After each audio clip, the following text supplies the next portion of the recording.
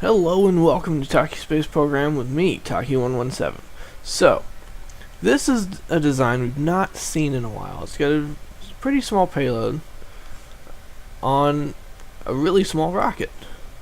This is actually reminiscent of one of our earlier, actually our first self-contained communication satellite, or self-sustaining communication satellite. As you can see, I am set up for a night launch for a very important reason. That reason being so I can circularize on the daytime side and my probe doesn't run out of power. So, here we go. Let's get set up here with our Delta V. I like having the Delta V stats up because it tells me, most importantly, my burn time for each stage, as well as how much actual Delta V I have, so that at a glance I can look at a maneuver and say, okay, I have, this much Delta V, I need this much for the maneuver, can I do it? So for this part test, I do need to perform it through the staging sequence. I'm going to go ahead and turn the thrust limiter off there. There we go. Done. So, now we get to the main event. Launching in 5, 4, 3, 2, 1. Ignition and liftoff. Now, the thrust to weight ratio on this rocket is really low to begin with, which is fine. It's only about 1.05 on the pad, which means it's going to take a while to get going, but the thrust to weight ratio is greater than 1, so it is going to ascend, which is good. Adjust my staging here so I can ditch my first stage and then fire my engine instead of firing them both at the same time. We are using the Mercury Redstone engine on a Mercury fuel tank. But I've made some changes to the second stage. This adapter part now has fuel. Just a little bit. But it's enough. I also changed the engine for a more fuel efficient one. So here we go, we're going to start our gravity turn.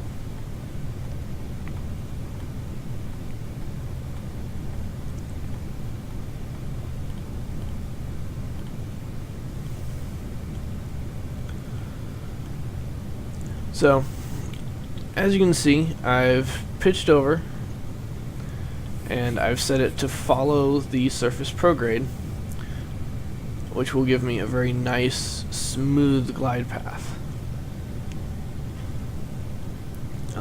This rocket seems to actually be dropping right about where it needs to.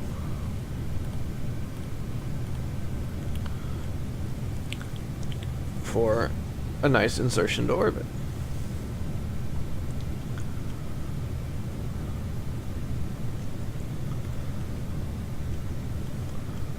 So here we go.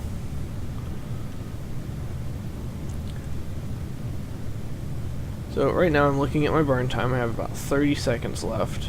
600 meters a second Delta V, which is good. Now, my second stage has a thrust to weight ratio of about 1.5. It looks like we've picked up a little oscillation here. And this is just from our rocket trying to hold surface positive.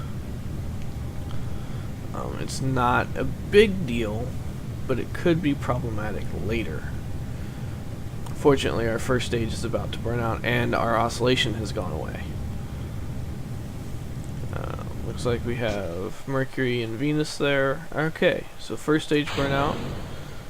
Drop the first stage. It's going to fall away. Oop. Oh, that's not. That's. Oh dear.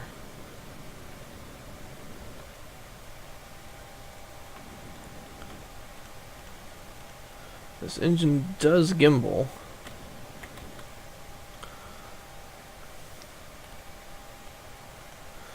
And that's what I get for waiting.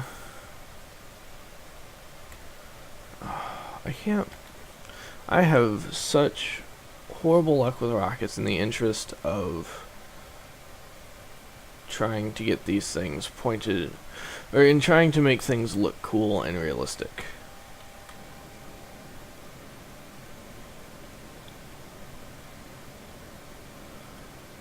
So I do have plenty of Delta V, so if I can get this turned around, I should be okay. Problem is getting it turned around, because right now I am falling.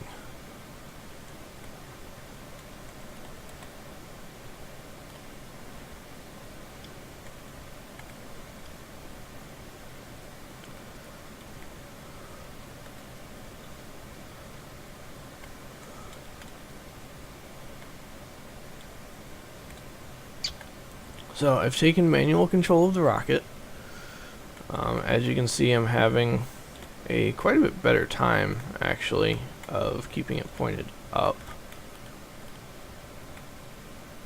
Alright, I've once again turned over automatic control. And we are starting to increase our apoapsis again. Okay.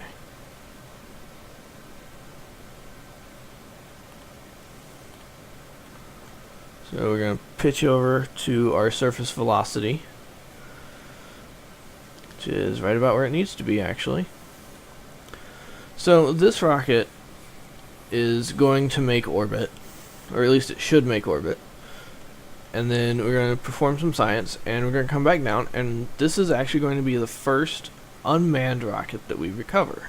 Now, we've recovered a couple of manned ones, or in this case, Kerbal rockets, but we have not yet recovered a unmanned rocket. All of our satellites that have gone up have not come down.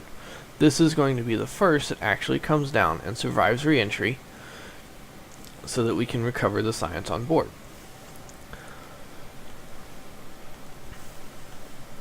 So here we go.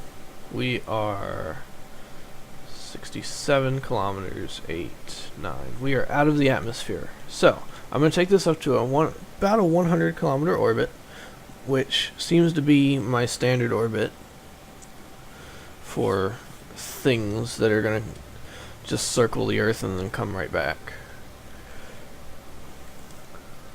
7, 98, 99, and second stage cut out. Okay. And we're just going to hold prograde for a moment.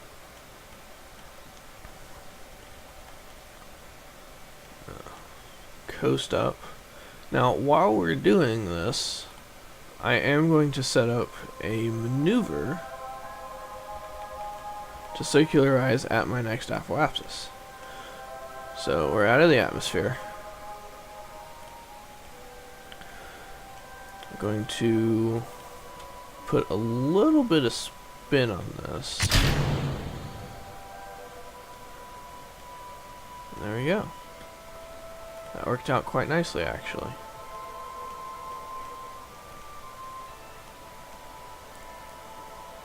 Now, I am still connected, which is good. See if I can extend my solar panels here. Now, the main reason I want to circularize on the day side versus the night side, or just wherever in my orbit my apoapsis happens to be. There we go. Nope, not quite. There we go. Is because these solar panels can't track the sun. They don't have that capability, so it's going to be 719 meters a second to circularize my orbit. I don't have that in either stage, but I do have it in both stages.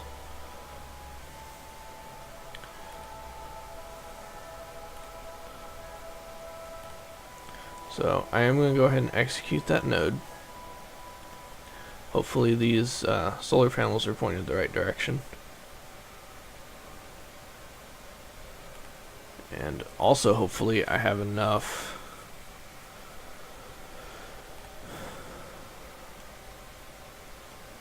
Oh dear, I should have done this during the day. Or at least farther along at night. So I launched from Cape Canaveral over here. I'm only here. So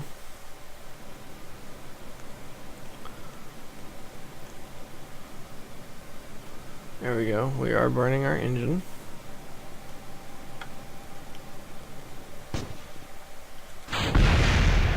Ooh, big explosion there.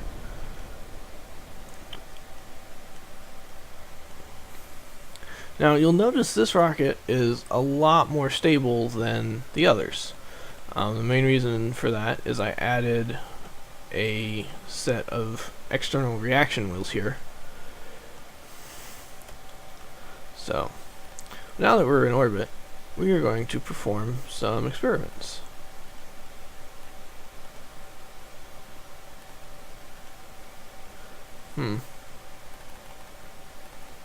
Seems we've done most of these already, which is, that's fine. Do some telemetry. We can still recover data from our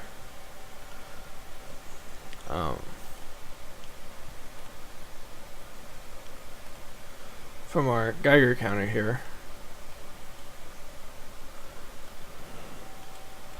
Now I do want to get on the day side, at least for a little bit of this.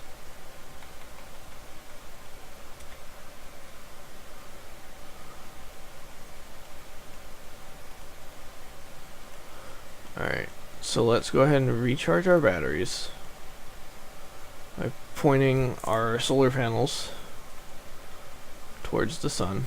Now I've not activated any of the extra antennas. As you can see, they're still off. I'm only running the center omnidirectional launch antenna. So my solar panels are producing more power than I need, which is good. So they're going to charge up. I'm now going to point retrograde. So why do we point retrograde in our orbits? You know, why don't we just point towards wherever we're trying to go and burn? Well, orbital mechanics don't exactly work that way. In order to change your velocity, you have to point in the opposite direction. Or, in order to change your velocity, you have to point in the direction you want to go. Now, you also have to take into account gravity. So, because, you know, we're orbiting, gravity is pulling us towards the center, but our horizontal velocity is such that we're constantly falling and missing the planet. Alright, so we are going to return. I'm going to maintain retrograde orbit. Actually, I'm going to point radial again. Again, just to charge my batteries and keep them fully charged as we descend through the atmosphere. So, if I pointed towards the Earth and I burned my engine right now, it would cause both my apoapsis and periapsis to change at the same time. Would I eventually get to where I wanted to go? Sure. But it would be inefficient. By pointing retrograde along my orbit, I slow myself below orbital velocity, and I just let gravity take over. And eventually, I will hit the atmosphere, and that will help slow me down.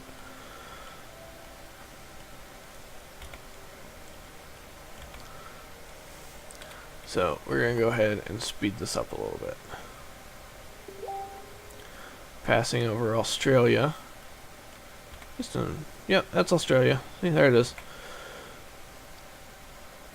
So, we've just hit the atmosphere. I'm going to go ahead and ditch that engine and point retrograde. And I can retract these solar panels, but I'm not going to. There's no real point in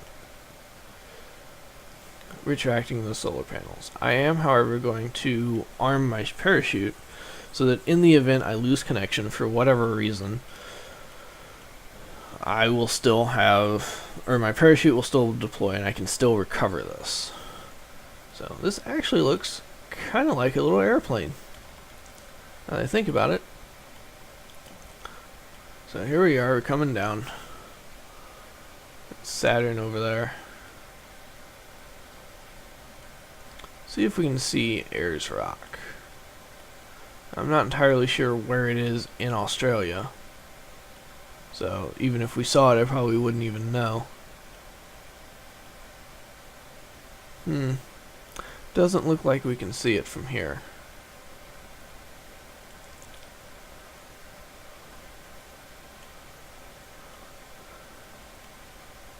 Oh, things are starting to heat up. You can see my heat shield changing colors here. I wonder if I'm going to lose these solar panels. The main reason you want to retract solar panels during re-entry, if you can, is because of the increased atmospheric pressure. Actually, I want to turn that off. Yep, there goes one solar panel and both of my antennas. They've both broken off. But as atmospheric density increases, the forces on the solar panels increase, and they're not designed for atmospheric operation. They're designed for operation in a vacuum.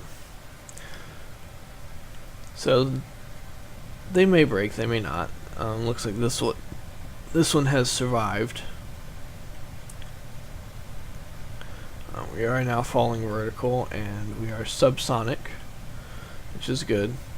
So when we hit 3 kilometers, our parachute should deploy, passing through the cloud layer, and it looks like we're just off the coast of the Great Barrier Reef. No? We are over the Philippines. At least I think those are the Philippines. So our parachute has partially deployed. So now we don't need our heat shield anymore, so I'm going to go ahead and...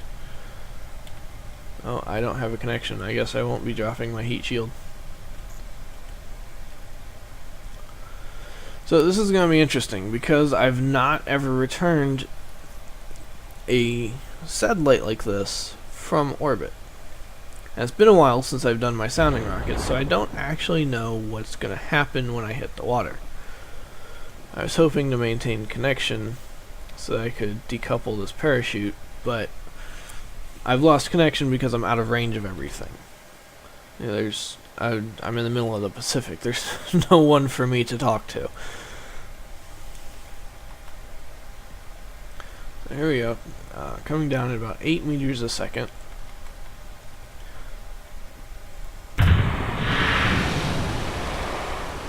There we go. Mission complete.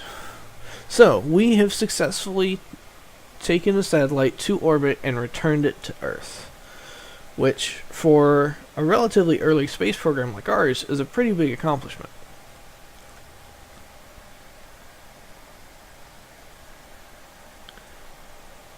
So, we still have a couple other contracts to complete, but we have 153 science. So almost enough to unlock another node.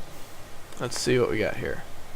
Oh, we just need a new orbital telescope. So we're going to go to Mission Control, see what they have available for us. Science data from space around Earth is always an easy one.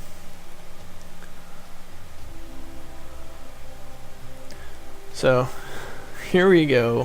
Here we have the Mercury Redstone 2, which we've kind of already gone past with Mercury Redstone 3.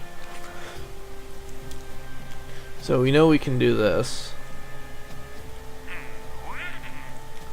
Let's see. Korabl Sputnik 5. It's the first time an animal reached orbit.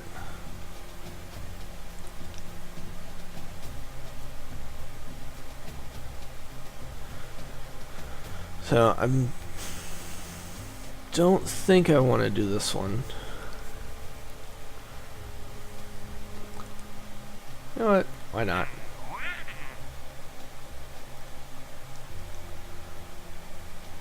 Create a network for the planets.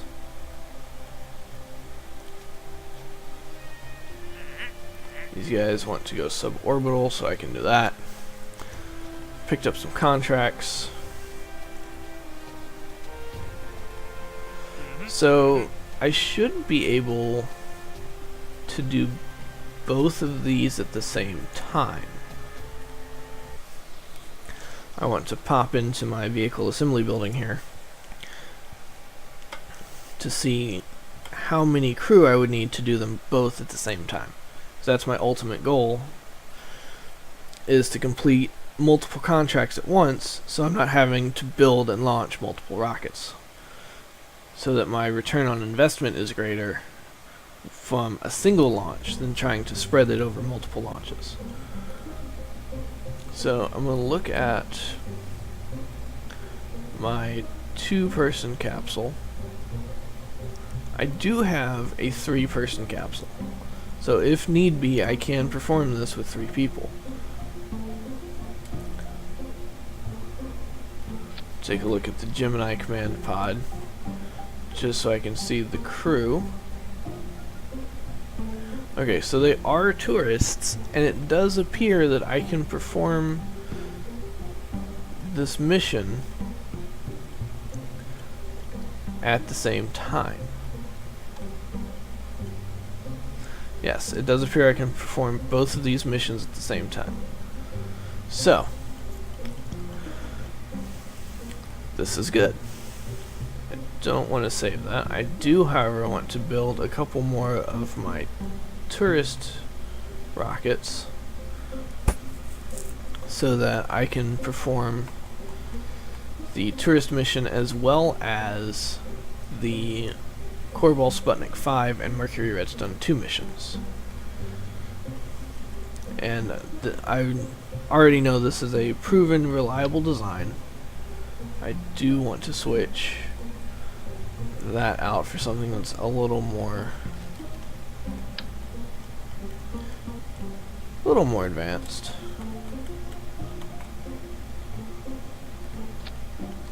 There we go. Nice umbilical there.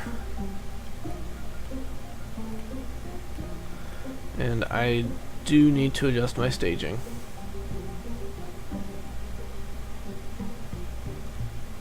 There we go. Save that.